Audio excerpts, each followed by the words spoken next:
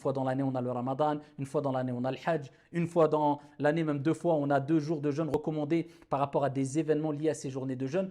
Ça ne veut pas dire qu'en dehors de ces journées-là, on ne doit pas jeûner ou on ne doit pas se rappeler d'Allah ou des prophètes qui ont fait un acte très important qui a marqué l'histoire. Mais c'est des moments où, eh bien, on se sent obligé quelque part, ça va de soi, qu'on va se rappeler encore plus. Et ici, de qui est ce personnage qui a marqué l'histoire, compagnon, prophète ou les prophètes, ou etc.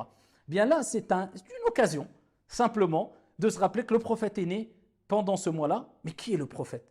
Nous, nos jeunes, des personnes même âgées qui quelquefois ne connaissent quasiment rien sur la vie du prophète, ne serait-ce que si on peut gagner à travers ce mois, à travers le fait de parler plus du prophète pendant ce mois-là, le fait que les gens apprennent à savoir quel mois est né le prophète alayhi salatu wassalam, qu'est-ce que c'est qu'Amoul Fil, l'année de l'éléphant, où est né le prophèt alayhi salatu wassalam, alhamdoulilah, c'est très bien déjà. Donc se réunir dans les mosquées, faire des conférences, accentuer les conférences sur le prophète sallallahu alayhi wa sallam, parler de plus sur le mimbar du prophète alayhi salatu wassalam pendant ce mois-là, il n'y a aucun mal à cela.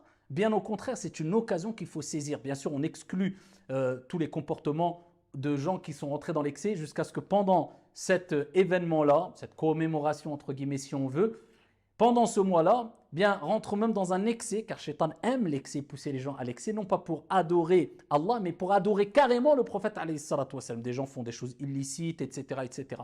Donc si on a une vision de wasati, de juste milieu, on a une réaction mesurée, on a bien compris ce que j'ai dit précédemment, et on différencie avec les 2 fêtes religieuses légiférées qu'on a citées précédemment, etc.